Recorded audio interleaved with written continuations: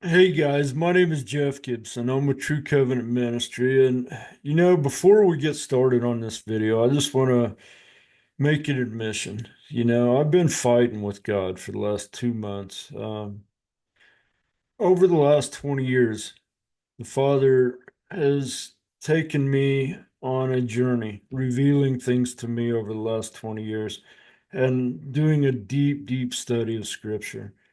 And, I've tried to talk to people about the things that the Father's shown me, and it's like they really don't want to hear it. And it's, you know, finally, in the last couple of months, I've kind of got into a argument with God. Why did you even show these things to me? Nobody wants to hear. I'm just a broke down old cowboy. And nobody wants to listen to me, tell them about scripture. And he said something to me recently. He's told me, he said, you know what, you're starting to sound a little bit like Elijah. And of course, I'm not comparing myself to these people, but this is what he told me. He said, you're starting to sound a little bit like Moses. He said, you're starting to sound a little bit like Paul uh, when I was calling him into the covenant. Said you're sounding a little bit like Jonah. And he said, generally, when I ask somebody to do a thing, he said, they don't want to do it. They don't feel qualified. They don't feel adequate. They don't feel like they're the right person to do that. And he said, just go ahead and do what I told you to do and say the things that I told you to say. And so here I am making another video.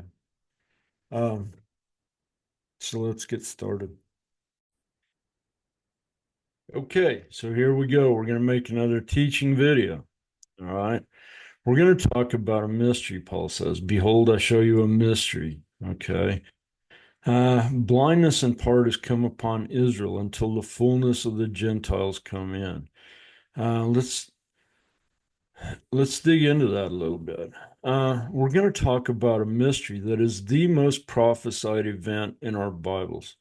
It is prophesied from the book of Deuteronomy all the way through to the book of Revelation, this one event.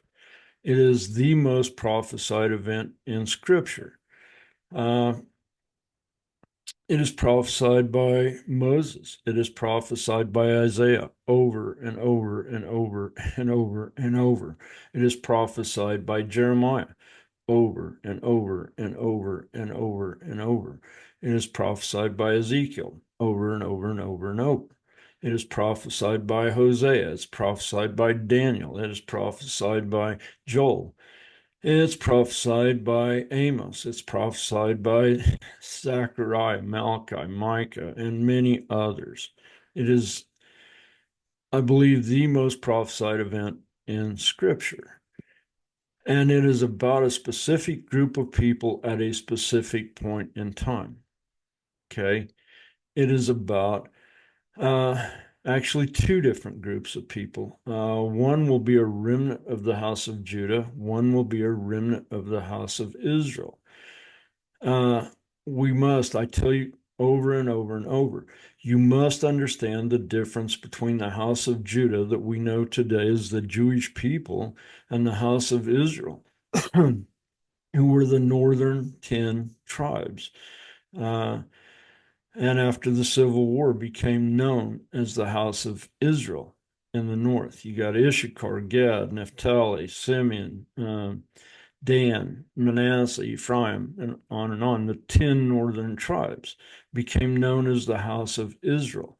The southern kingdom was Judah and Benjamin, and they became known as the house of Judah. You must understand they're a different people, the house of Judah and the house of Israel.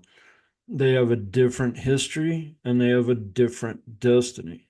Um, this prophecy we're going to be looking at the end of time is about the house of Judah, a remnant of this house of Judah, the Jewish people we know today, and a remnant of the house of Israel.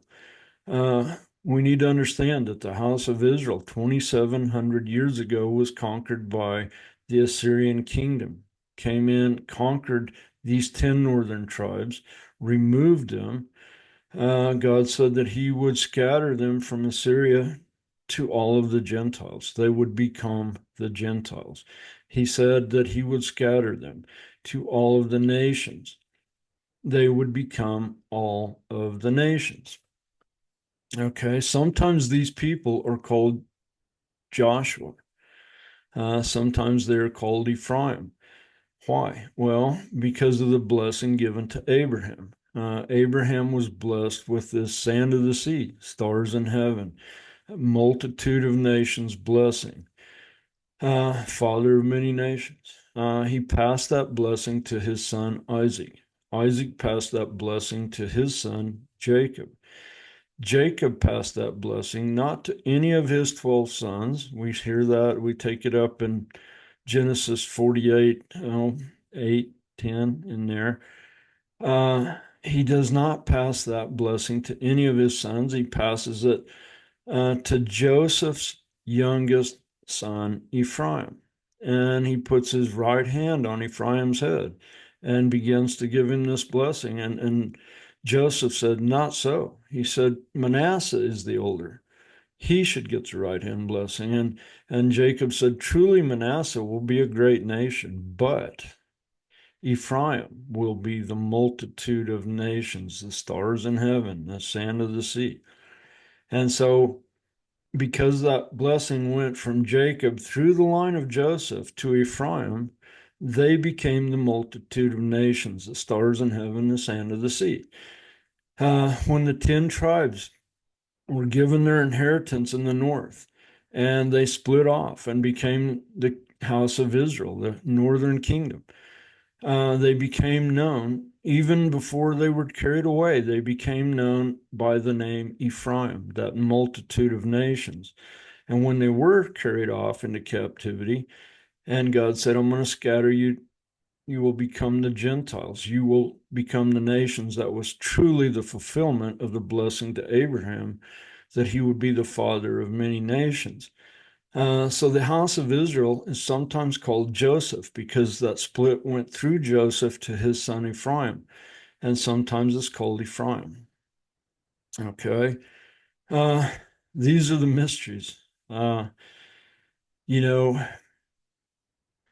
sometimes these people, this northern kingdom, these 10 northern tribes that were scattered, we call them today the lost 10 tribes of Israel because they were scattered and they have never come back.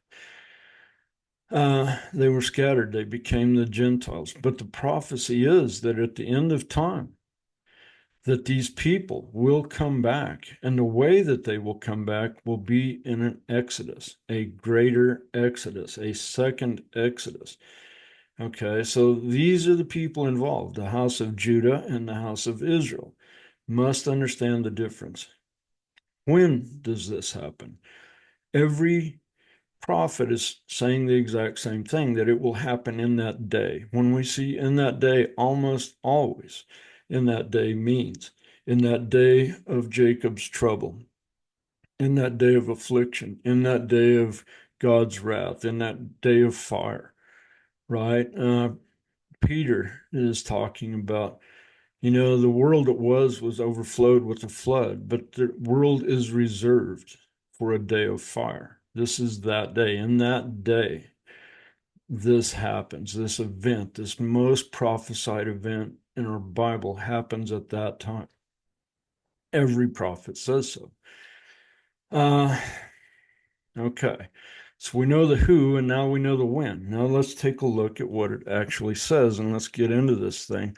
Actually, before we start, I want to play a short video clip of a man named Shimka Jakovich. He is in the land of Israel today, the modern day land. He is Jewish. He is an archaeologist, and he is a filmmaker. And he is looking at the prophecies about the return of these lost 10 tribes, and he is dead on right. So let's take a short look at what he says about this. And we'll talk after we're done. I want to go to there, though. Okay. In the Bible, there's a prophecy.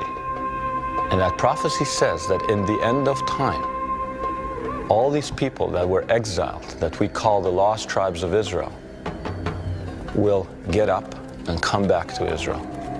And it'll start happening all over in the four corners of the world. And they'll just get up and start moving back. And what if it was actually happening? Here you have this prophecy, and people are actually getting up. They may be in your own neighborhood, and they're packing their bags, and to you, they're just somebody else packing their bags and moving. But in actual fact, they're responding to some kind of biblical post-hypnotic suggestion. I'm not talking about 1,000 years. I'm talking about 2,700-year-old suggestion that they're responding to now. And we could actually film these people and match the prophecy with the events. And the reason it should matter is that because once they do what they have to do, they trigger the apocalypse. Okay. Shimka's interpretation of that prophecy, it is a single event, but it is prophesied over and over and over again. His interpretation of that event is dead on right. Okay, that will happen. All of the prophets are prophesying a lot about that event.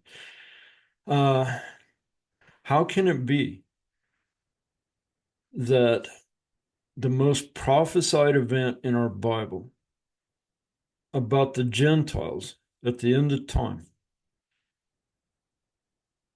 and yet somehow at the end of the time, the Gentiles do not know about that prophecy? I talk to people, have you heard of the second Exodus? It's not in my Bible. Well, it is. You just have never seen it. How can that be? Well, Paul says it this way. He said that blindness in part would come upon Israel until the fullness of these Gentiles come in. He said that the Father would put them into a slumber until it's time for them to wake up.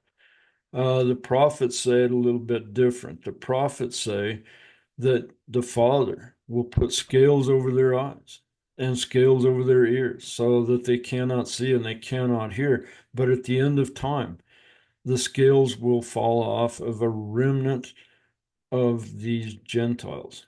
And let's take a look in Scripture, okay? I'm not just pulling your chain, it's there.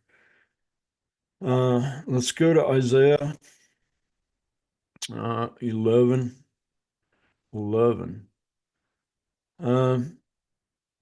Get me up here out of the way. A little bit bigger swings. Okay, it shall come to pass in that day that Yahweh shall set his hand the second time. He's going to do it twice to recover a remnant of this people, of his people. They are always described as a remnant, almost always described as a remnant, right? Clear, even when Paul's talking about it in the book of Romans, he calls them the remnant, right? In Revelation, John is calling these same people a remnant at the end of time. That the Father, Yahweh, will set up his hand again, a second time, to recover a remnant of his people, which shall be left from Assyria. There's a huge clue there. Who is he talking about? Okay. Who took the northern 10 tribes captive? Assyria. Where did he take them? He took them up to the north. Okay. Babylon went, or the Jews went to the east, to Babylon. Israel went up to the north and was scattered to the whole world from there. From Assyria, from the Assyrian captivity. He will take them from Egypt, from Pathros, from Cush, from Elam, from Shinar, from Hamath, from the islands of the sea, and he shall set up an ensign for the nations, and he shall assemble the outcast of Israel. We got to talk about this word Israel, right? This is where 90% of the confusion comes from, this word Israel. What or who is Israel? Okay. If I ask that question, I get a lot of different answers, and they're all right. Every one of these answers are right. Jacob was given the name Israel. Is Israel Jacob? Absolutely. Jacob had 12 sons. They became known as Israel. Is that correct? Absolutely. Uh, Jacob had two grandsons whom he adopted, and he was serious about that, Manasseh and Ephraim. Are they also Israel? Absolutely. 3,000 years ago, under the king of Saul, under the king David, under Solomon, and for just a minute under Rehoboam, there was a kingdom where all 12 tribes lived, and that kingdom was called Israel. Is that accurate? Absolutely. When Rehoboam became king, there was a civil war, and Rehoboam became the king of a brand new kingdom called Judea. Our, our Messiah was not born in Judea or Israel. He was born in Judea. He went, I'm not even going to go there. Uh, Rehoboam became the king over Judah, and the 10 northern tribes retained the name Israel. Is Israel an accurate name for those 10 northern tribes? Absolutely, they retained that name. That Israel can refer to the 10 northern tribes. They're referred to in that context generally as the house of Israel, not always, but generally. So, can Israel be the northern 10 tribes accurately? Absolutely. Can Israel be Manasseh? Yes. Can it be Ephraim? Yes. Um, the modern day state formed May 14th, 1948, where the Jewish people live today. Is that called Israel? Yes. Okay. Israel has many meanings and they are all right. So we have to look at we have to look in context every time we see the word Israel to find out what is this word Israel talking about. Sometimes it's talking about Jacob. Sometimes it's talking about the kingdom under the king. Another thing in the end of time, right? When our Messiah becomes king, he will rule over a land called Israel. All 12 tribes will once again be in the land called Israel with one king over them. So, you know, Israel has a lot of different meanings. We have to figure out every time we see that word, we have to look at the context and figure out how is this word Israel being used. Okay. We're going to see that in the next two prophecies. Okay. So let's keep going. I think I've got all the disclaimers out of the way here. Um, it shall come to that to pass in that day that Yahweh will set his hand again for the second time to recover a remnant of his people, which were left from the Assyrian captivity, this remnant of people at the end of time. And it's going to say so, and it will even name who these people are later on. And from Egypt, from Pathros, from Cush, from Elam, from Shinar, from Hamath, from the islands of the sea. And he shall set up an ensign to the nations, and shall assemble the outcast of Israel, and he shall gather the dispersed of Judah. In this context, what is Israel? The 10 northern tribes. Okay, in that context, he's going to take the 10 northern tribes and gather a remnant of them. He is also going to take a remnant from the tribe of Judah and Benjamin, right? Paul says, I'm a Jew, but I'm from the tribe of Benjamin, right? He's from Judah. Judah and Benjamin are the same. And the dispersed of Judah from the four corners of the earth. The envy also of Ephraim shall depart, and the adversaries of Judah shall be cut off. Okay, if you are not Jewish, by definition, you are Gentile. You are of the nations. So the adversaries of Judah will be the Gentiles. But this adversary relationship will be broken. Ephraim, the 10 northern tribes, these Gentiles, will no longer envy Judah. And Judah will not vex Ephraim. Okay. We have all heard the story about the prodigal son, how the father gave him an inheritance. And he said, you know what? I'm going to go out and spread my wings. I'm going to go out and into the world and just see what's out there. And so he takes his inheritance and he leaves and he goes and he squanders all of his inheritance out in the world. And before he knows it, he is eating with the pigs. And he says, you know what? Better that I would go back to my father's house and be a servant than what I'm living right now. So I'm going to come back to my father's house. Well, he comes back and his older brother, sees him come and tells his father, hey, you're not going to let him come back, right? He just took all of his inheritance and he threw his pearls to the swine and he squandered his inheritance. And here he comes back with nothing, dirty and, filthy. Uh, his brother says, I've been here the whole time. Surely you're not going to let him come back in. And the father says, absolutely, I'm going to let him come back in. Kill the fatted calf. We're going to have a feast. And his brother said, you're not going to give him his inheritance back, though, right? And he said, of course I will give him his inheritance back. And he gave him his inheritance back. And his brother said, no. He said, I've been here the whole time. Uh, it's not fair.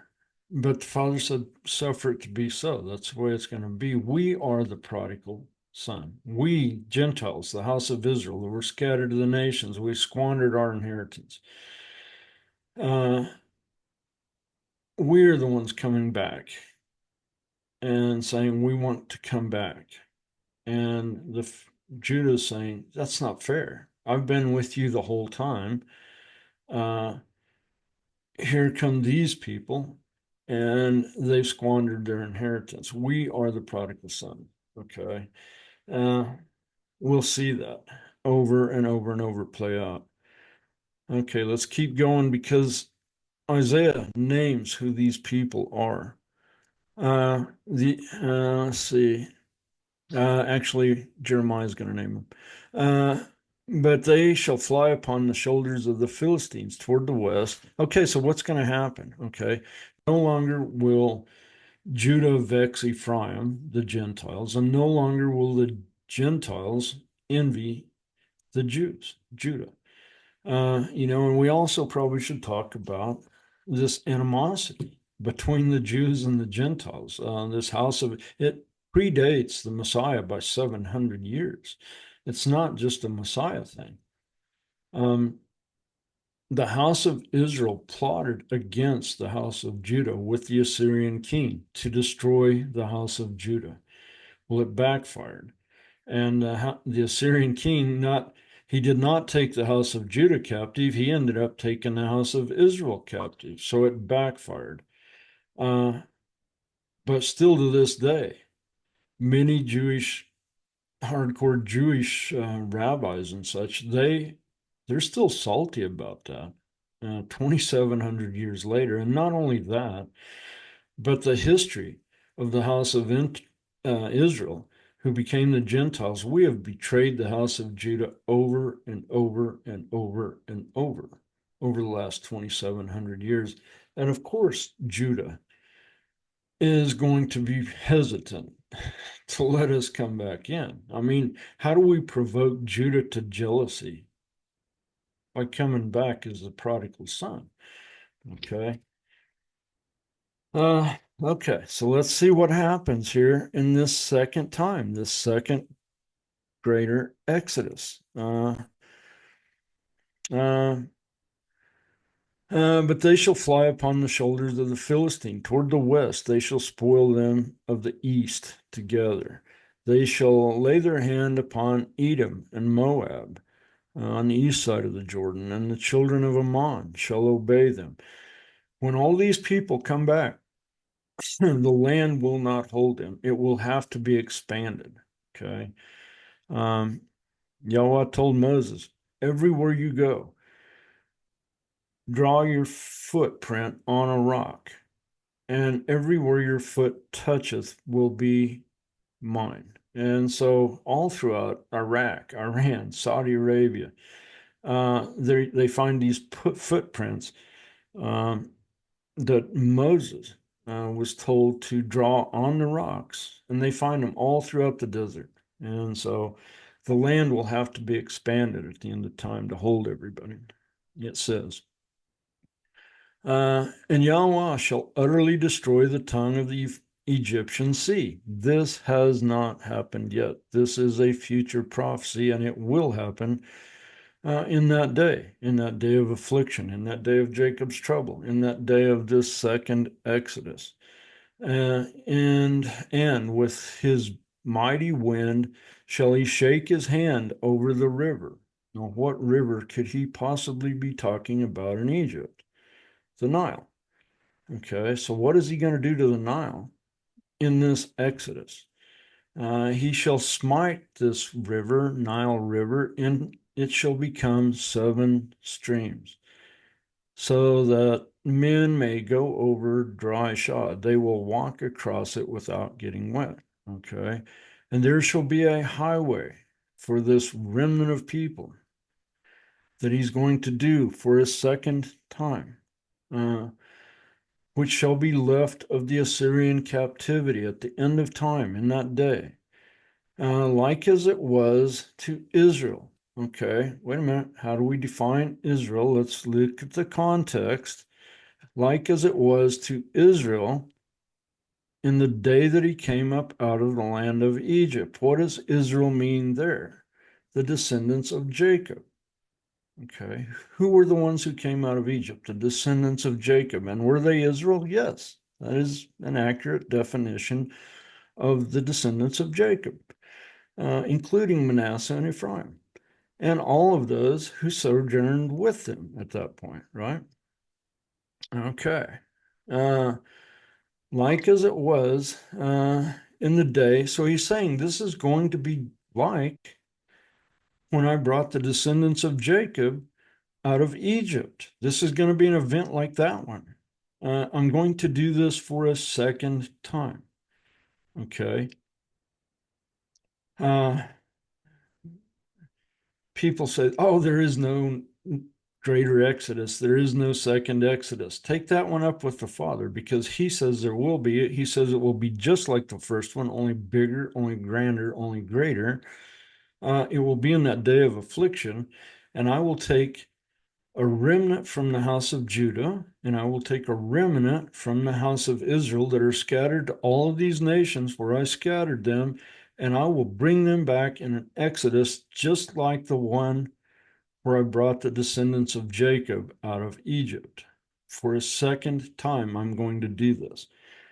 Okay, let's see how Jeremiah, talks about this same event.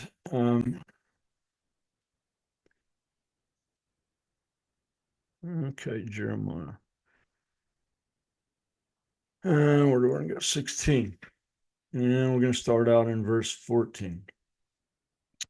Therefore, behold, the days come, saith Yahweh, that it shall no more be said that Yahweh liveth, that brought up the children of Israel. There's that word. Let's figure out what it means here in a second. Out of the land of Egypt. Who's he talking about? The descendants of Jacob. Israel in that sentence is the descendants of Jacob. But Yahweh liveth, that brought up the children of Israel. Let's read the context and we'll define who they are. From the land of the north. Who are the ones who were taken to the land of the north by the Assyrians? Right? The 10 northern tribes. Is Israel an accurate description of the 10 northern tribes? Yes. And he's going to clearly say these people are Gentiles. Before we're done, he will name them by name. They are Gentiles. Okay, so in this sentence, who is Israel? the 10 northern tribes, okay, that brought up the children of Israel from the land of the north, where they were taken captive by the Assyrians 2,700 years ago, spread to the whole earth, and became the Gentiles, became the nations, and from all of the nations, the lands, whither he had driven them. And I will bring them again for a second time to the land that I gave to their fathers. What did that just say? Said it will no more be said when the father brought the children out of the land of Egypt, but when he brought the children, the 10 northern tribes, out of every nation on the planet in an Exodus. It will no more, no, when you think Exodus, you're no longer going to think of Egypt. You're going to think of the nations. When I bring all of these remnant of these people out of every nation where I've scattered them for a second time, I will do it again. Okay. Okay, let's keep going. Who are these people? 19, verse 19 will tell us exactly. They are Gentiles. Okay, so no longer will they talk about when I brought them out of Egypt, but when I bring the children of Israel out of the north from the lands whither he has driven them, and I will bring them again to their own land that I gave to their fathers. This is the same theme, the same thing that every prophet, including Moses and Deuteronomy, is saying that exact same thing about these exact same people right here. Behold, I will send many fishers. You ever wondered why our Messiah chose fishermen? He sure fulfilled that prophecy, saith Yahweh, and they will fish for them. And afterward I will send many hunters. Well, who are the hunters? Hitler was a hunter. Stalin was a hunter. There have been many hunters in history. There's a big one coming, and he will be by far the worst. And they will hunt for them from every mountain, from every hill in that day. They will be hardcore. Satan is after these people with a passion. He hates them above all, everybody else. Plainly says so in Revelation. And out of the holes in the rocks, for my eyes are upon their ways. They are not hid from my face, neither is their iniquity hid from my eyes. And again, there's so much to talk about. What is iniquity? All right. Many will say to me in that day, Lord, Lord, we've done all these things in your name. We have cast out demons. We've healed the sick. We've prophesied in your name. And he will tell them, depart from me, because I don't even know you, you who are workers of iniquity, it says in the King James. The ESV and many other Bibles translate that more accurately by saying, depart from me. I never knew you, you who are breaking God's commandments. Okay, what is iniquity? Breaking God's commandments. Blindness has come upon Israel until the end, until the scales fall off. Okay, let's keep going.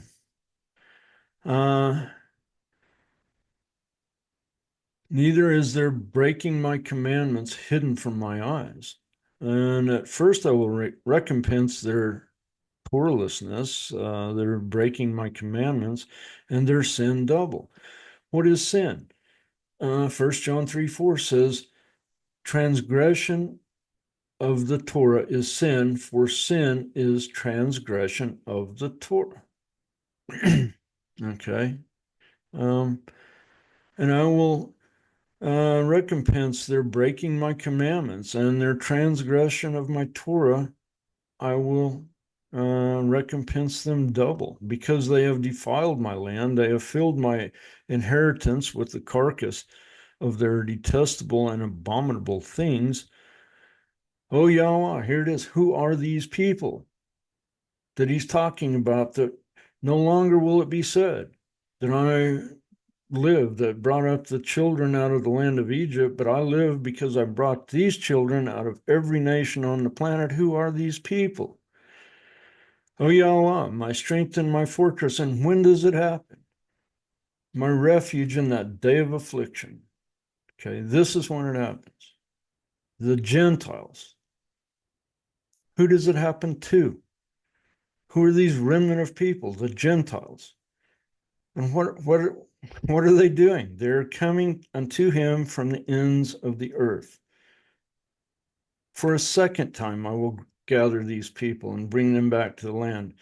No longer will it be said when I brought them out of Egypt, but when I bring them, these people, these Gentiles, out of every nation on the planet, and they shall come to me from the ends of the earth, and shall say, surely our fathers inherited lies, vanity, things wherein there is no profit. Who are our fathers as Gentiles? Who are our fathers? The Catholic Church would have been the earliest father. From them, as far as last I knew, there was around 45 different splits, 45,000 different splits off that original Catholic Church, but they're all still corrupt. Let's read on. Shall a man make gods unto himself that are no gods? Well, that's not us, right? Why did God kick these people out of the land? Why did he kick the northern 10 tribes out of the land to start with? Because they were worshiping a god called Ishtar, and they were worshiping sun gods, right?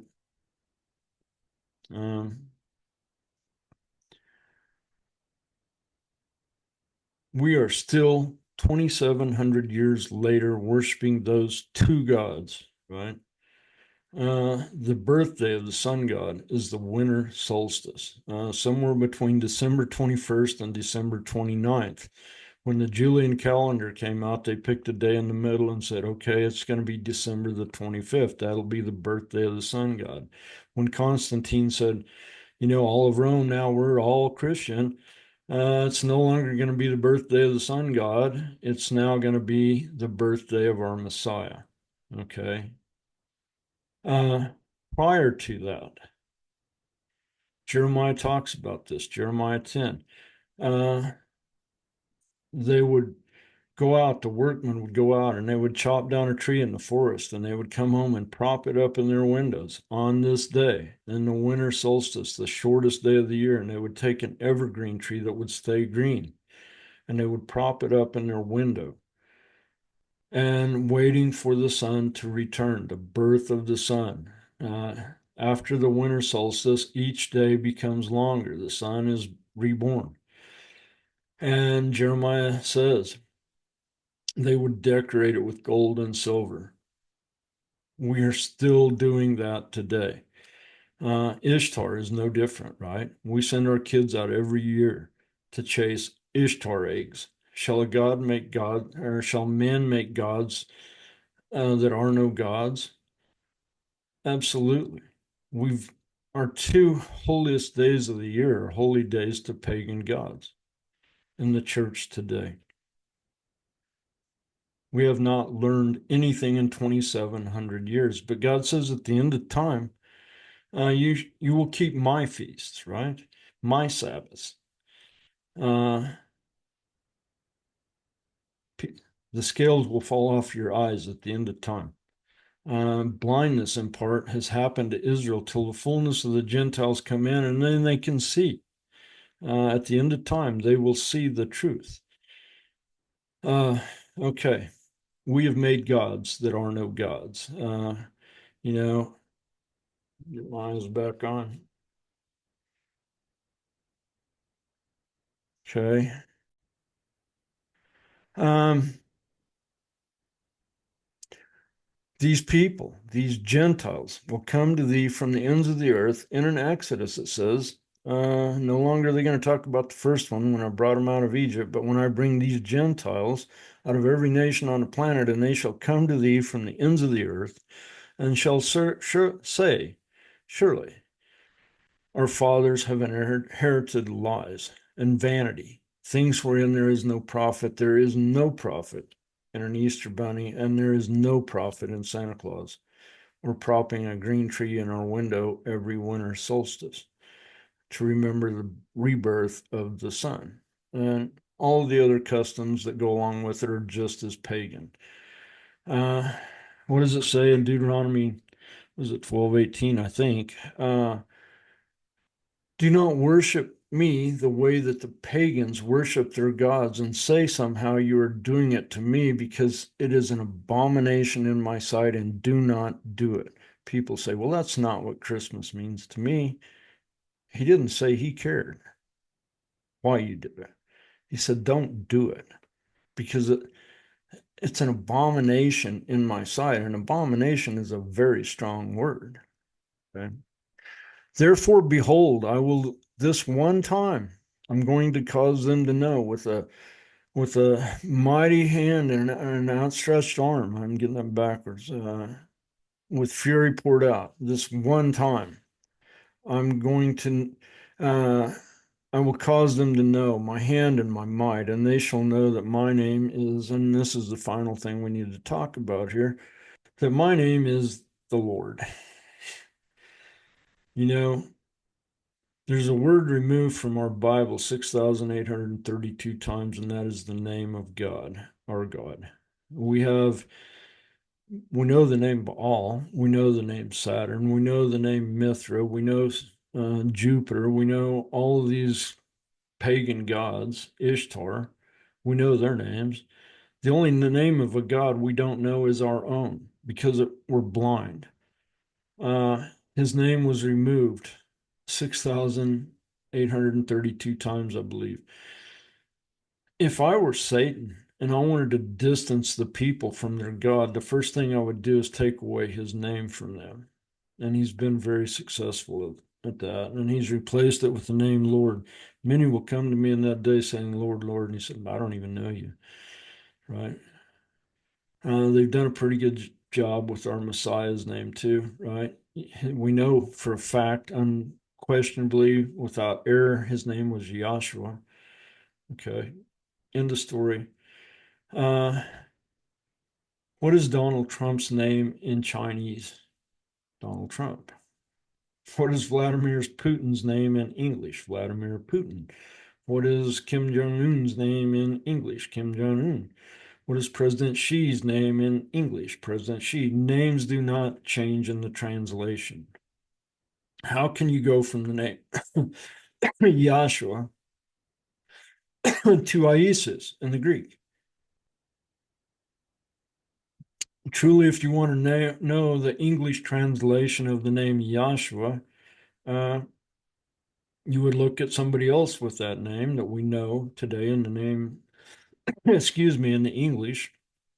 And when Moses handed the keys over, when they crossed over into the promised land, excuse me, I got a dry throat. He gave those keys to a man called Joshua, right? Son of Nun. And we know him in the English. We changed the Y to a J, and his name is Joshua. It's very similar. King David, King David, Melech David. It's very similar. You do not change the name in a translation. There's no salvation, it says. Excuse me. I had a bone in my throat. There is no salvation given among men by any, I'm going to botch it. There's no salvation under heaven by any name given among men. And I botched that terribly, but that's what it says. Uh, they changed his name. I'm not saying that the name Jesus does not have some power. I'm not saying that. I'm saying that there is far more power in the name Yahshua. So anyway, it's a rabbit trail. Let's keep going. Okay, so let's go back. Where did this start? Let's go back to the book of Deuteronomy. And we're going to go to chapter 30. And we got to talk again for a second. Let's set the stage for this. Moses was giving the Israelites, right, the descendants of Jacob, a pep talk before they went in and inherited the land. They'd come out of Egypt in this first Exodus.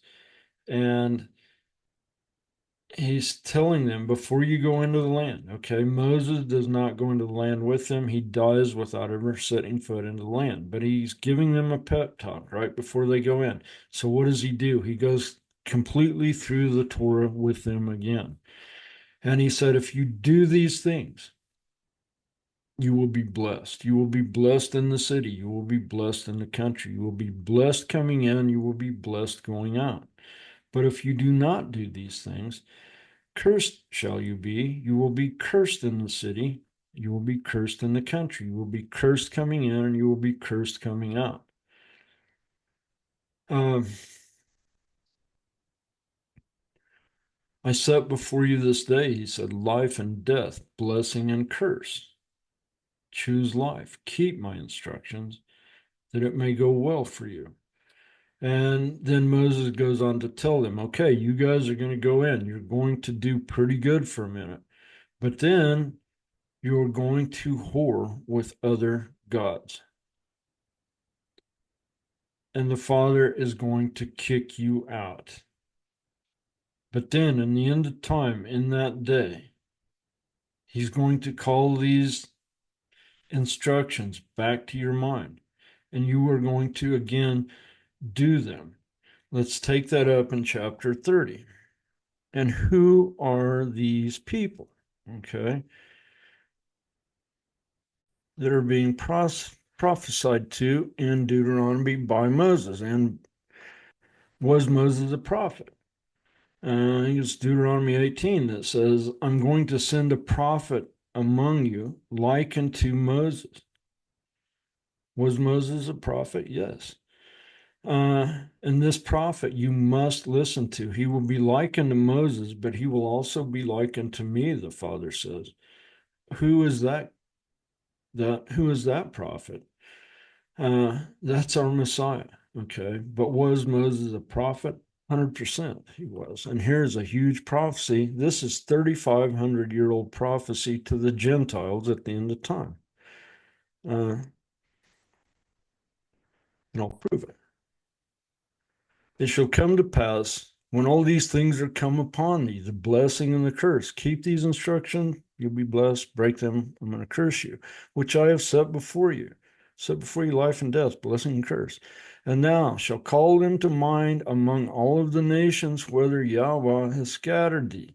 Okay, they have not entered the land yet. Moses said, you're going to go in, you're going to do all right, you're going to whore with other gods, he's going to kick you out. And at the end of time, he's going to call you back. And he is going to give this same land back to your descendants at the end of time. Okay. And another Exodus. There at the very end of the first Exodus, he is going to tell them about a second Exodus.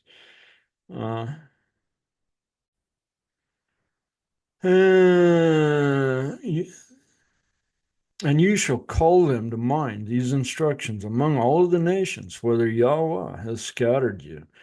And you shall return unto Yahweh with all your heart and obey his voice according to all that I command you this day. All these instructions I just got done giving you, you're going to call them back to mind. You're going to return. You're going to obey his voice according to what I just told you today. And you and your children with all of your heart, with all of your soul. And then Yahweh, your Elohim, will turn your captivity.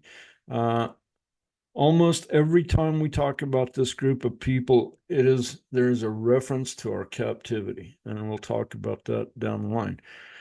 And he will have compassion upon thee, and will return and gather thee from all of the nations, whether Yahweh your Elohim has scattered thee. If any of thee be driven out, scattered to the outmost parts of heaven, to the furthest nations away from here, from there will Yahweh, your Elohim, gather you, right? The same prophecy about gathering his people at the end of time. And he's clearly describing it as an Exodus event. And we're going to see that over and over in the prophets. And from there will he fetch you. And Yahweh, your Elohim, will bring thee into the land which your fathers possessed. They haven't even possessed it yet. He said, you're going to go in, you're going to screw up, you're going to get kicked out. And then at the end of time, I'm going to bring your seed back way down the line, and I'm going to bring them back in an Exodus just like this one, and they will inherit the land that I am now giving to you. Your descendants, way at the end of time, I'm going to bring them back, and they will enter into the land that you are now being given. And they shall possess it. And he will do them good and multiply them above their fathers, even above what he's going to do for our fathers that went in and screwed up. And Yahweh, your Elohim, will circumcise their heart. Who are these people? Paul is all over this, right? These people, who are these people? These people are not like the Jewish people. They're not circumcised in their flesh. They're circumcised in their heart. Who are these people? Right? The church has staked their flag right on this statement. We're the ones with the circumcised heart. It's not about the circumcision of the flesh, not with these people. Who are these people? The Gentiles. He is clearly saying these people will be the Gentiles at the end of time, and I'm going to bring them back. Just like I took their fathers the first time, I'm going to do it a second time again. I will gather them again. No longer will they talk about when I brought them out of Egypt, like what was happening there when these words were spoken, but when I bring these people's descendants out of all of the nations, these people with circumcised hearts, these Gentiles, I will bring them out of all of the nations, and I'm going to make a highway for them. I'm going to blow on the Euphrates River and split it into 7 streams, so that they can walk across it dry shod. He's going to break off the tongue of the Egyptian sea so that these people can cross it. And I will make a highway for them. I will make springs in the wilderness. I will call them to the wilderness again, he says. I will feed them in the wilderness. I will give them water in the wilderness. I will give them shade in the wilderness.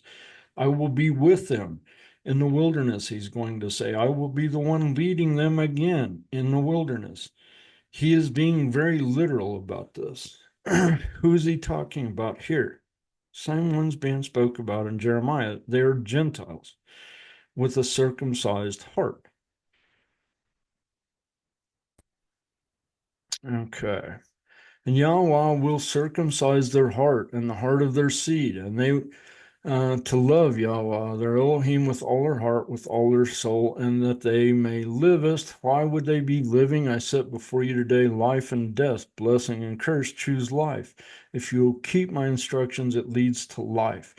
These people will be keeping his instructions, which is exactly what every prophecy about these people say at the end of time. They will return to his instructions over and over and over and over and over and over, the most prophesied event in our Bible. Okay. I'm not sure where we're at on time. I'm going to keep going. And then we're probably going to have to cut this one into several videos, but we'll keep going. Okay. So we're just going to start going through Isaiah. Let's look at Isaiah. Okay. We're going to start with the prophet Isaiah. Many of Isaiah's prophecies concern this event, this most prophesied event in our Bible, that about these Gentiles at the end of time, how they will, in that day of affliction, they will come back, that day of Jacob's trouble, the final 3.5 years of the great tribulation. He will, for a second time, pull a remnant out of all of the nations, and he will make a way for them to come back, and he will lead them, he says. Okay, so let's go to Isaiah 10.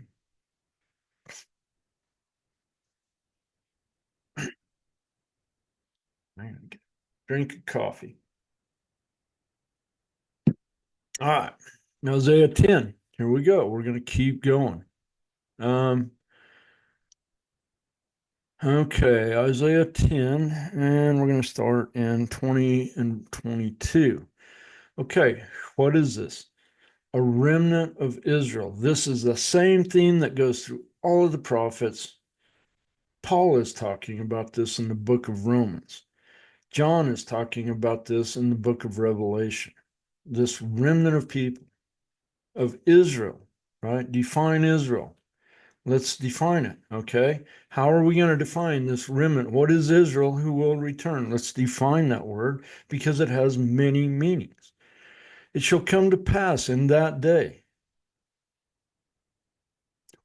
Just told us when it was going to happen, in that day of Jacob's trouble, that day of affliction, that day of wrath, that day of fire, that will burn like an oven, Malachi says.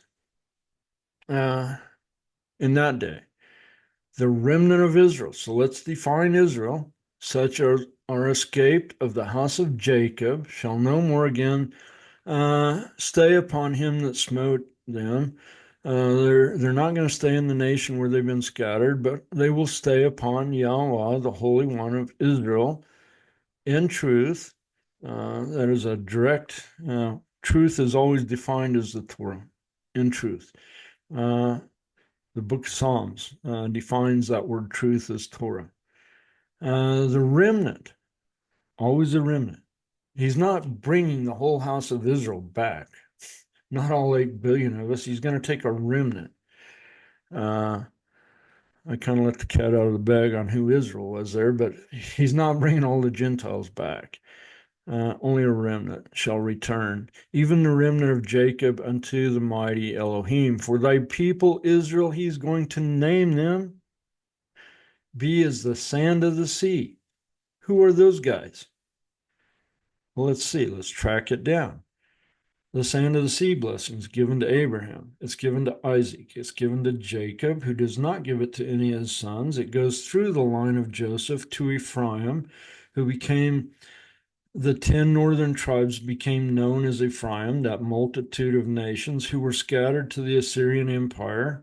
And then God says, I will scatter them to all of the Gentiles who become all of the nations, and they truly become all of the nations. They become the sand of the sea. Who are these people? The Gentiles.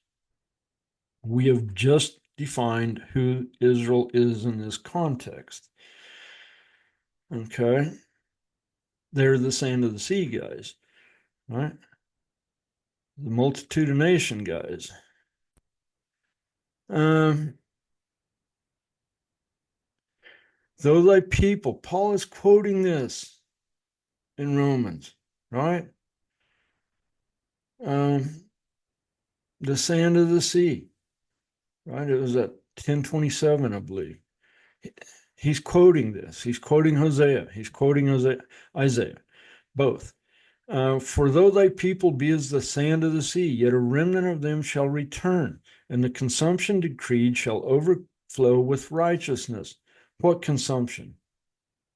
There is a consumption decreed. It is the same consumption that is decreed in Daniel 9:27, that same event, right? What is the consumption that is decreed? Peter says that the world that was overflowed with fire, but it is reserved unto a day of, or excuse me, the world that was overcome with water, was baptized by water. But it is also reserved unto a day of fire. That day of fire is the consumption that is decreed. Okay. It will consume the whole earth. Okay. And the consumption decreed shall overflow with righteousness. After that consumption of fire, the world shall become righteous, right? For Yahweh, your Elohim of hosts, shall make a consumption, even determined in the midst of the land. That sounds very similar to what Daniel is talking about. Let's keep going. Let's go to 24:5. Just 5, is that on? 5 and 6. Okay, 5 and 6. The earth also is defiled under the inhabitants thereof, because they have transgressed what? What time period is this? Right? We're talking about that day. The earth also at that time will be, and the inhabitants thereof. Let me back up, take 2. The earth also is defiled under the inhabitants thereof, because they have transgressed the Torah. They have changed the ordinances. Is this the world we live in today, where the Torah has no value? It was nailed to the cross. It's not even there anymore. They have changed the ordinance, right? How many commandments are there? Are there 9 or are there 10? Have we changed the ordinances? Well, there are 10 commandments, but really only 9. It's the 9 commandments now. The Sabbath don't count anymore. We've changed the ordinance. We have broken an everlasting covenant that will never go away, our Father says. He does not change. Okay. Therefore, the curse, what curse? I set before you this day life and death, blessing and curse. Choose life. Okay. But the world is not going to accept the Torah. So this curse will devour. What curse? The consumption curse of fire will devour the earth, and they that dwell therein are desolate. Therefore, the inhabitants of the earth are burned, and only a few are left, a remnant, right? Um, okay, let's keep. I didn't want to do that. Let's keep going. 27, 12, and 13. 27, 12, and 13. Okay. We're just going to focus on Isaiah, right? Jeremiah has just as many prophecies. Ezekiel has just as many profound prophecies, uh, saying that he's going to do this thing again. Okay. 27, 12, and 13, I think is where I want to go. It shall come to pass in that day. I wonder what day that day would be. Probably the day of affliction, Jacob's trouble. That Yahweh shall break off from the channel of the river into the stream of Egypt. We already read about that in a whole different prophecy from Isaiah, right? He's going to split it up into 7 streams so men can walk across it dry shod. And you shall be gathered one by one, O you children of Israel. Define Israel. It shall come to pass in that day that the great trumpet shall be blown, and they shall come which were ready to perish. These people were ready to perish, right? But they didn't perish because they waited upon Yahweh. Will be a common theme. In the land of Assyria. Okay, here we go. Who are these people who are about to perish that are scattered all the nations from the Assyrian conquest, right? Huge clue right here. These are the Gentiles. The outcasts in the land of Egypt shall worship you in the holy mount of Jerusalem. Okay, let's keep going. I think I want to go from there. Let's go to 29. I keep jumping clear up. I don't need to. Okay, 29. 29, 24. Okay, 29, 24. Just one. Okay, who are these people? Again, same people. What is the description of them?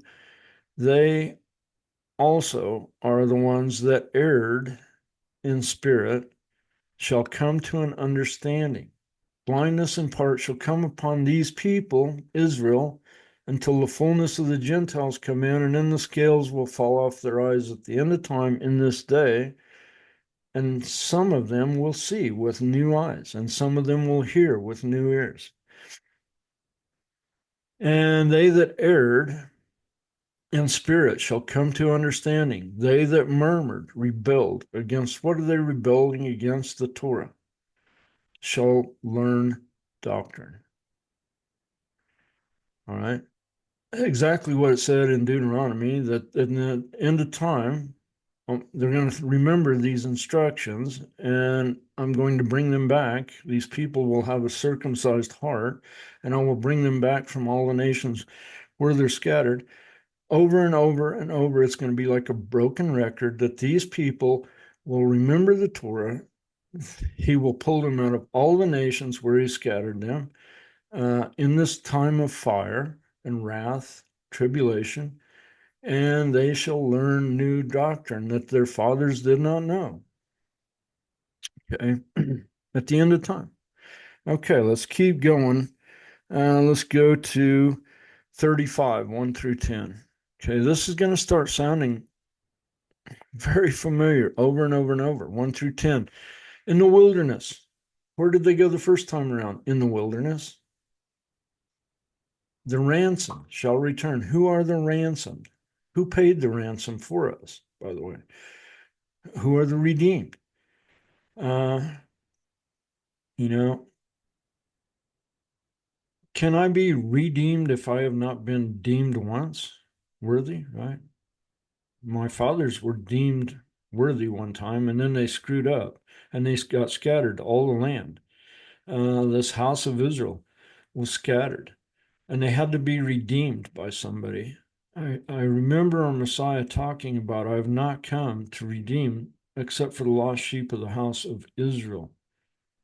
These Gentiles that were scattered, I'm going to bring them back. I'm going to redeem them. I'm going to bring them again back into this covenant. Okay. Uh, Read about it in Jeremiah 31:33, this new covenant. Read about it, right? What is the only definition given of this new covenant? Let's just look. I mean, it's the same story everywhere we look. I'm in Isaiah 35, but I'm going to go to Jeremiah 31 real quick so we can look. How many people have even read this new covenant, right? Who's even read it? Uh, have you read the covenant we're in? Right? Have you read the definition? Have you read the legalese of it? Do you know what it says? Let's read about it. The new covenant. It's the same word for word as what it's saying in the book of Hebrews, but I want to do it in Jeremiah because that tells you when it was done, right? When these words were written. They're being quoted again in Hebrews, but here's where they were actually given. Behold, the days come, saith Yahweh, I will make a new covenant with who? With the house of Israel and with the house of Judah. Two different people. We must understand the house of Judah, Jewish people. We must understand the house of Israel, Gentile people. I'm going to make a new covenant with both of them, he says. Not according to the covenant that I made with their fathers. We just read about that in Deuteronomy 30. In the day that I took them by the hand to bring them out of the land of Egypt in this first Exodus, which my covenant they broke, by the way. It wasn't me, he said. Although I was a husband to them, that was a marriage covenant at Mount Sinai. He looked at it as a marriage. He said, you're whoring with other gods. He divorced Israel over it. We're going to read later. Saith Yahweh, but this shall be the covenant I will make with the house of Israel. Judah is never mentioned again in this new covenant. Now, they will at the very end accept it. But our Messiah did not come for them originally. He came for the house of Israel. I have not come. Only reason I'm here is to bring the house of Israel back, right? These people. And how did he do it? Through this covenant. After those days, saith Yahweh, I will put let's look at it because I don't want you to think I'm making this up. I will put my law, I'm in verse 33. Let's look at the concordance and see what that word law means. That is exactly what you think it means. I will put my law. That word law in the English is the Hebrew word 8451 Torah. It never changes. Everywhere we look, it says the same thing. I will put my Torah. I'm going to have to take that later. I hate making videos in the day because inevitably the phone rings every 10 minutes. This is the covenant I will make with the house of Israel. Judah is no longer mentioned here. After those days, saith Yahweh. We'll just try to ignore the phone. I will put my Torah in their inward parts. I will write it in their hearts and will be their God, and they will be my people. What is the only definition of this new covenant? It's the exact same thing it said back in Deuteronomy. I'm going to circumcise their hearts. We're those guys. I'm going to write my Torah on their heart. my instructions. I'm going to call them back to mind at the end of time. And they're going to come back and say, hey, maybe we were supposed to be obedient, right? Um, People say, well, do you do sacrifices? Of course not. We have the perfect sacrifice done already. The Father says about the house of Israel, I never required your sacrifices. Okay. I don't remember if we'll get to that today or not, but it'll be in the next video or two. I didn't require that of you, he said, because I gave you a perfect sacrifice. Okay, let's keep going. By the way, though, what is the only definition? Our Bibles have the word, the New Testament, the New Covenant. This is the one. How many covenants have been given since Moses? This was 900 years. He's saying clearly, this is not the one with your fathers at Mount Sinai when I brought them out of Egypt. This is a new covenant. How many covenants have been since that one? None. There has only been one covenant given after Sinai, and that was this one. And what is the only legalese definition of this covenant? I'm going to put my instructions back on your heart, and I will be your God, and then you will be my people. It's not rocket science, okay? Over and over, everywhere we look, is this the covenant we're under? Is this the New Testament that we are part of? Absolutely, same one. Okay, let's keep going. I got on a rabbit trail, but we got nothing better to do, right? Okay, so where were we in 35? I think Isaiah 35. Let's see. I think I was going to 1 through 10 in the wilderness. Once again, we're going to the wilderness. 900 years after the first Exodus, Isaiah is prophesying this again. Okay, the ransomed. Who are the ransom and who paid our ransom? Our Messiah paid the ransom. We are the ransom, the Gentiles. And the solitary place shall be glad for them, for the desert shall rejoice and blossom as the rose, and it shall blossom abundantly and rejoice, even with the joy of singing, and the glory of Lebanon shall be given unto it. The excellency of Carmel and Sharon, there they shall see the glory of Yahweh and the excellency of our Elohim. These people will see him. That's what that just said. Ezekiel says, I'm going to speak to you face to face, just like I did with your fathers in the first Exodus. I will speak to you face to face again when I call you back into the wilderness for a second time. What does he say? Strengthen the weak hands and confirm the feeble knees. These people were about to perish, right? They were hated of all nations for his name's sake. Say to them that are of a fearful heart, be strong, fear not. Behold, your Elohim will come with vengeance, with a mighty arm and an outstretched hand, and fear with a mighty hand and an outstretched arm, and with fury poured out. I'm going to come and I'm going to get you. With vengeance, even Elohim, with a recompense, he will come and save you. Then the eyes of the blind shall be opened. Wait a minute. Whoa, the scales fell off, and the remnant of people, the scales fall off, and the ears of the deaf shall be unstopped. The blind eyes shall be opened. Blindness has come upon who? Israel, until when? The fullness of the Gentiles come in. Behold, I tell you a mystery. It's the most prophesied event in our Bible. Then shall the lame man leap. There will not be a feeble one among them, it says. Their clothes will not wear out. Their shoes will not wear out, it says. The lame man will leap as a hart, gazelle, and the tongue of the dumb shall sing. Those that couldn't even speak before will sing. They will all be healed. There will not be a feeble one among them when this event happens. For in the wilderness shall the waters break out. and streams in the desert, just like it did the first time around. And the parched ground shall become a pool, and the thirsty land springs of water, and the habitation of the dragons, where each lay, shall be grass with reeds and rushes, and a highway.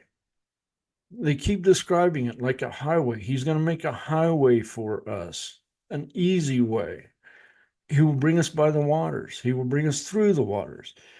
He will feed us, it says.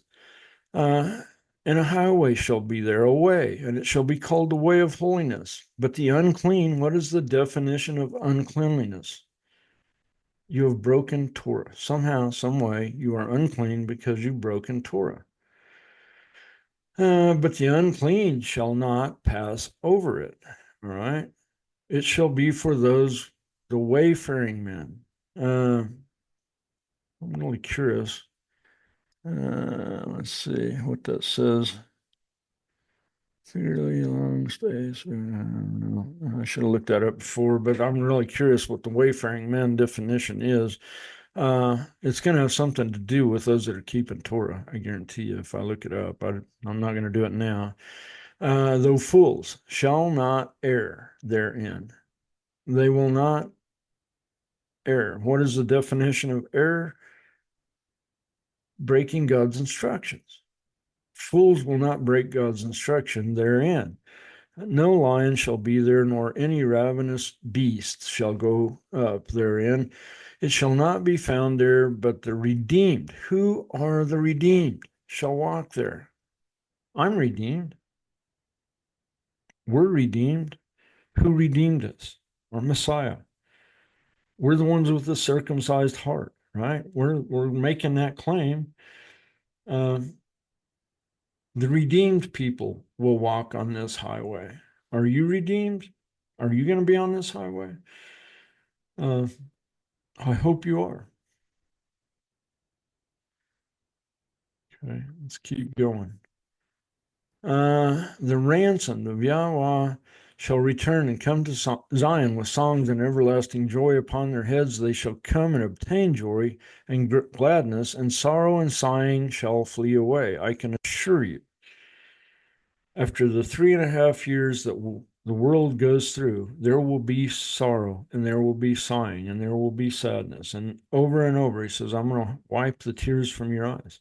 He says, I'm going to erase those memories from your mind. How can you have joy and gladness? Because after you have gone through what you have gone through, you cannot unsee the things that you have seen. You cannot unsmell the things that you will have smelled. You cannot unlearn the things that you have learned. Maybe you will get there and somebody else that you hoped would be there did not make it. There will be sorrow. And he says, I'm going to dry your eyes. I'm going to clear your memory of that, he says in other scriptures. And you will not be brought down by those negative feelings anymore. I have people tell me, I guess we're just talking today.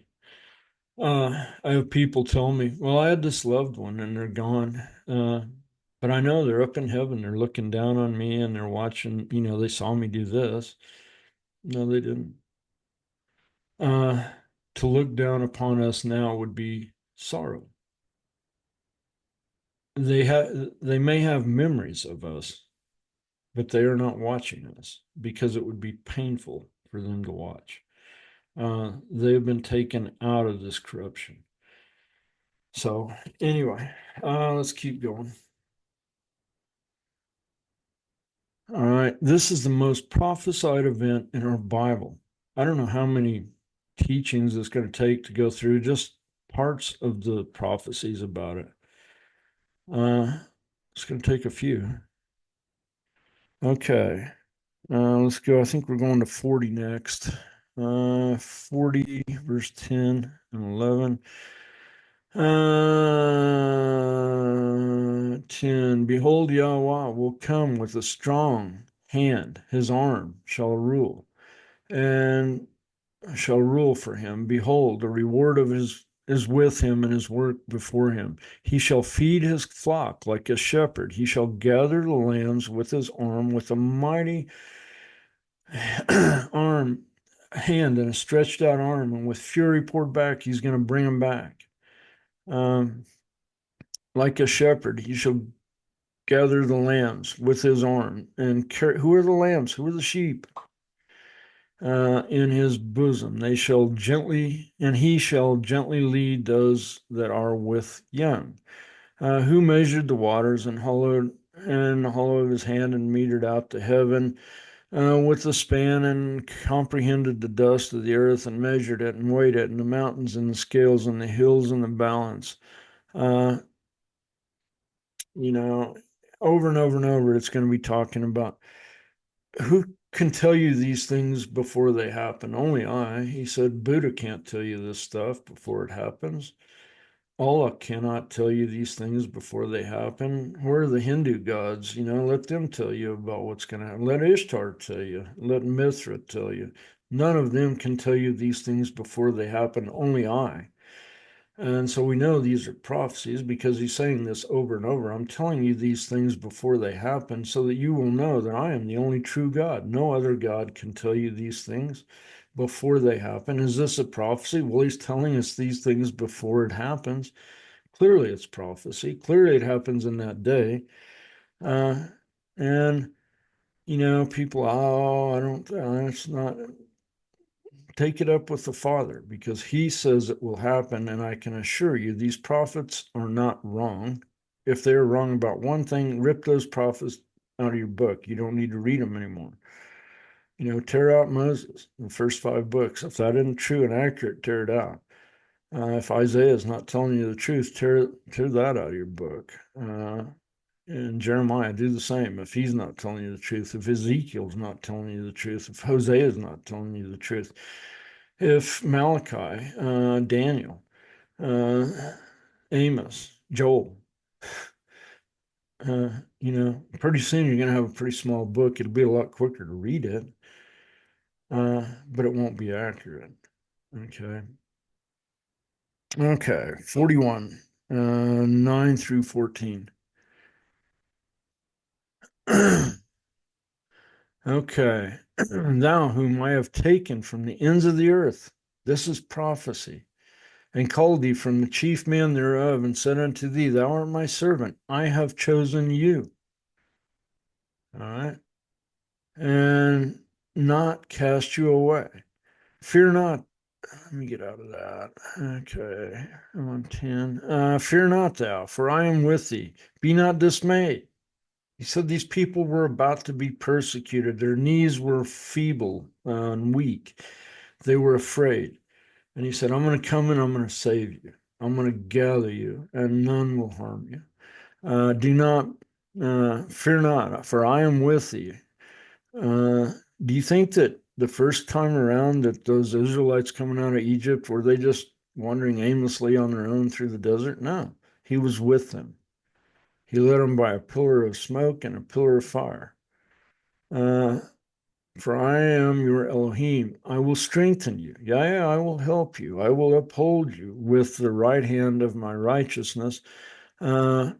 Behold, all they that were incensed against you shall be ashamed and confounded. We'll be hated by all nations for his name's sake, but he's going to confound them, he says. They shall be as nothing.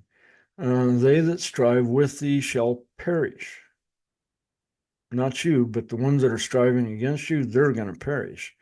Thou shalt seek them and shall not find them. They're going to be there and they're going to be persecuting you, and then they're not going to be there anymore. Even them that contend with thee, they that were against thee shall be as nothing, as if a thing of naught. They're going to be there 1 second and then they're not. For I, Yahweh, will hold thy right hand, saying unto thee, fear not, I will help thee. Fear not, O you worm Jacob, right? You think we're going to win this battle with our weapons? No, we're a worm in this thing.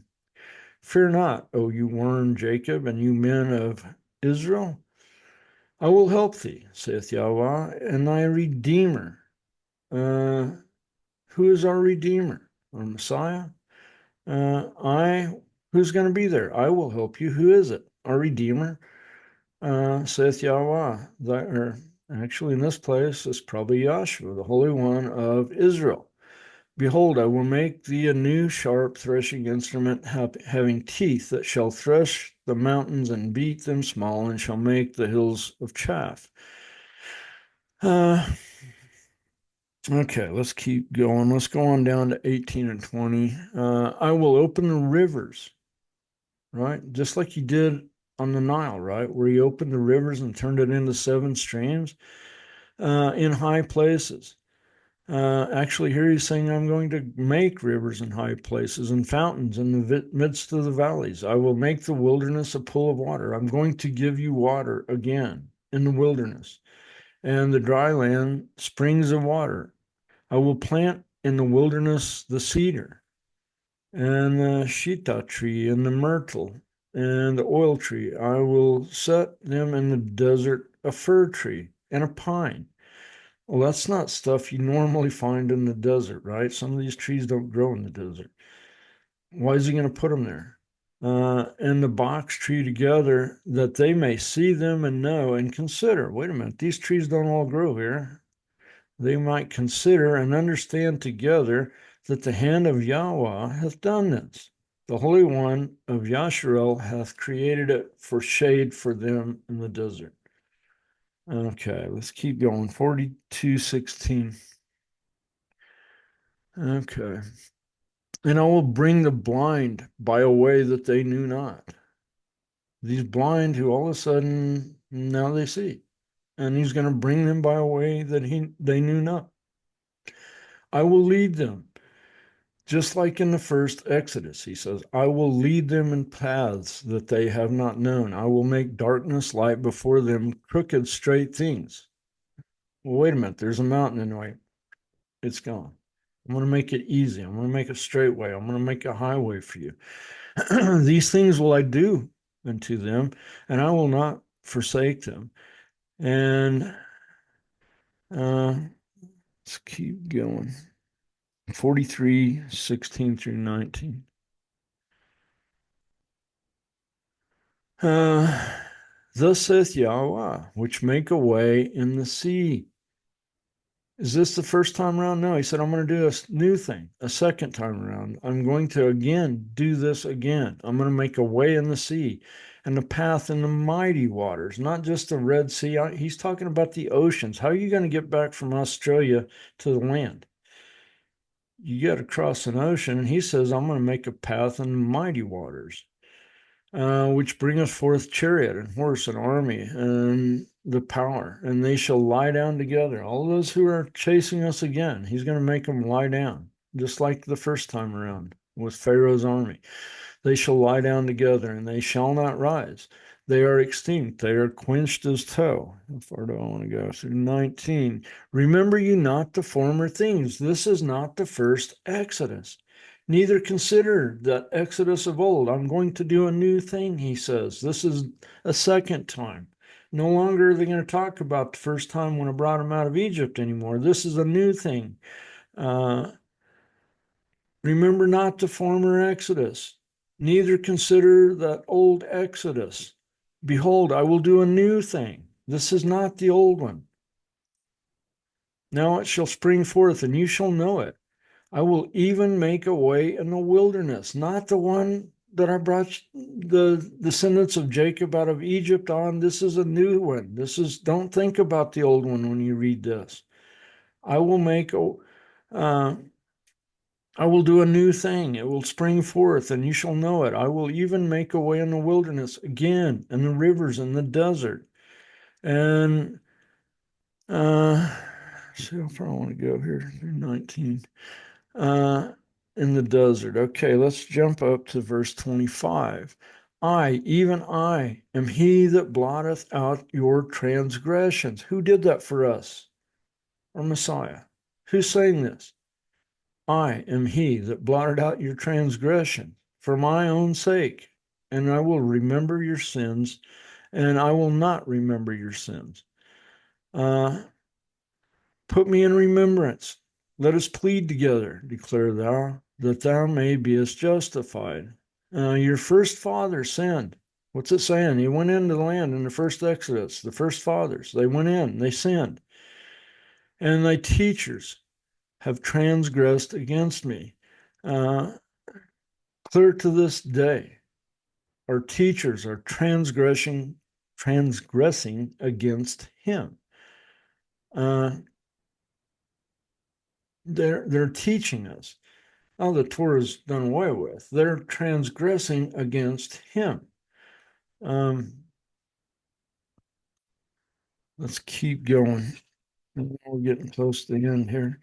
47. Actually, the entire chapter of 47. I'm not going to go through it. The entire chapter of Isaiah 47 is the sister chapter to Revelation 8. They are talking about the exact same event with Babylon. It is a second, Revelation 18 is a second witness to Isaiah 47. The exact same things happening. That's for another day. So let's go to 49. Well, we've only got a couple more to go through here. 49. We're going to go 10 to 12, and then we're going to go to 22. They shall not hunger these people. I'm going to feed them. Neither shall the heat of the sun smite them. For he hath mercy on them, and he shall lead them. Don't remember the things of old, the former things. This is not that. I'm going to do a new thing. All right? I'm going to call you into the wilderness again, and I'm going to make water for you. I'm going to feed you. They shall not hunger nor thirst, neither shall the heat of the sun smite them, for he hath mercy on them, and shall lead them again, even by the springs of water, he shall guide them. Again, a second time. No longer will they talk about the first time. Don't even remember the first time. I'm talking about the second time. I will make all my mountains a way, and highways shall be exalted. I'm going to make a way for everybody from everywhere, right? For the second Exodus. Behold, these shall come from afar. Those are far off. And lo, these from the north. Huge clue. Who's he talking about? Who was scattered to the north? They shall come from the north. Could this possibly be the first Exodus? Did they come from the north? No. They came from the south, right? These will come from the north. They will come from the west. These will come from the land of Sinim. Sing, O heavens, and be joyful, O earth, and break into singings, O mountain, for Yahweh hath comforted his people and will have mercy upon his afflicted. Okay, let's keep going. We're going to go to verse 22. Thus saith Yahweh Elohim, behold, I will lift up my eyes to the... Who's he talking about? The house of Israel, the nations, the Gentiles. Who is he talking about all these times? Always the same people, from Deuteronomy all the way. We're only in Isaiah. We haven't even looked at Jeremiah. We haven't even looked at Ezekiel or Hosea, or Daniel, Malachi, Micah, Joel. This is the most prophesied event in our scripture about the Gentiles and an Exodus at the end of time, and the Gentiles don't even know it exists. Because why? Because blindness has come upon Israel until the fullness of these Gentiles come in. I will lift up my hand to the Gentiles and set my standard to the people, and they will bring their sons in their arms and their daughters, and they shall be carried upon their shoulders. Right? How far do I want to go here? 22. And it goes on to say that the kings of the earth will be they will bow down to them after that, to these people. Let's keep going. 50 verses 1 through 7. You know, most prophesied event in our scripture, and yet the Gentiles are blind to it. Thus saith Yahweh, where's the bill? You know what? I'm going to save this one. I'm going to go on down. I think I'm going to save that one until we get to Jeremiah. Yeah, I'm going to save that one till we get into Jeremiah. Okay, we're done, I think. No. Oh, I'm at 50. I got a few more. 51, and we're almost done. Okay, 51, verse 6. Lift up your eyes to the heavens and look upon the earth beneath, for the heavens shall vanish away like smoke. Well, we know this happens at the end of time, right? The sun and the moon don't give their light anymore at that time, in that day.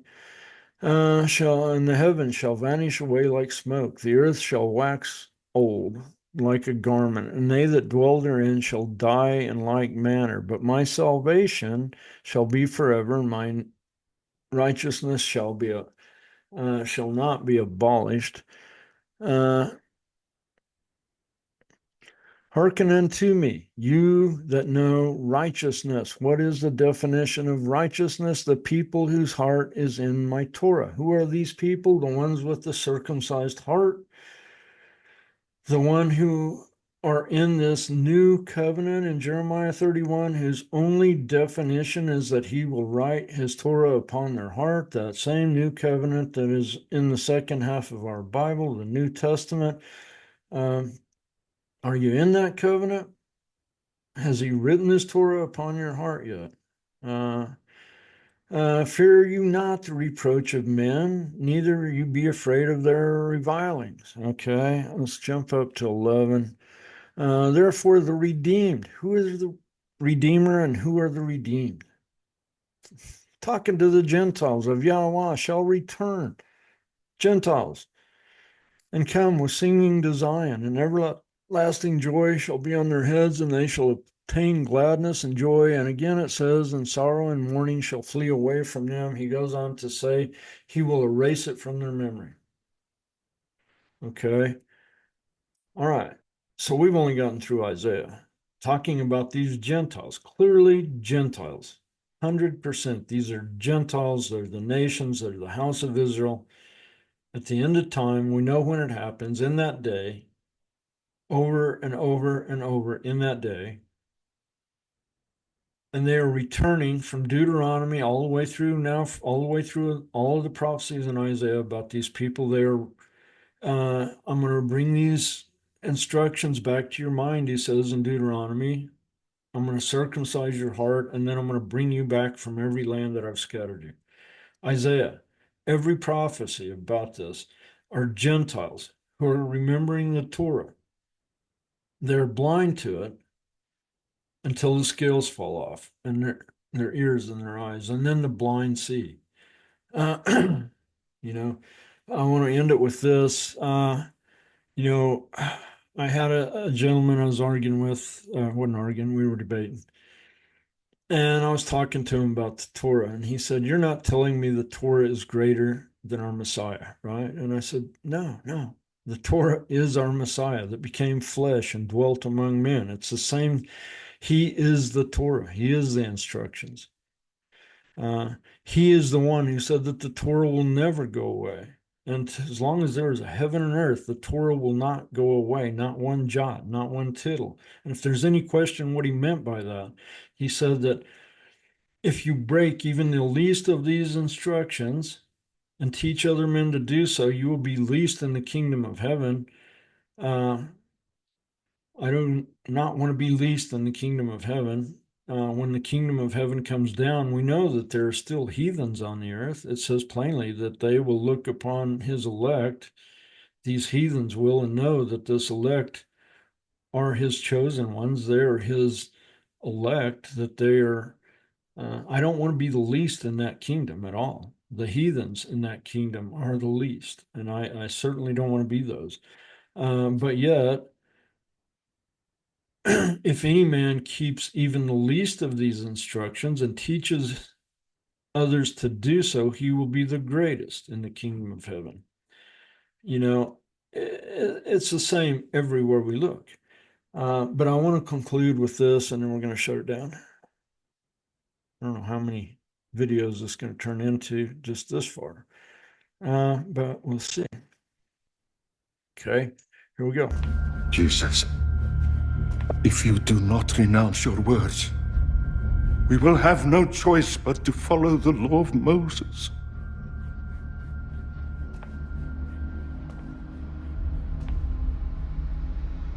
I am the law of Moses.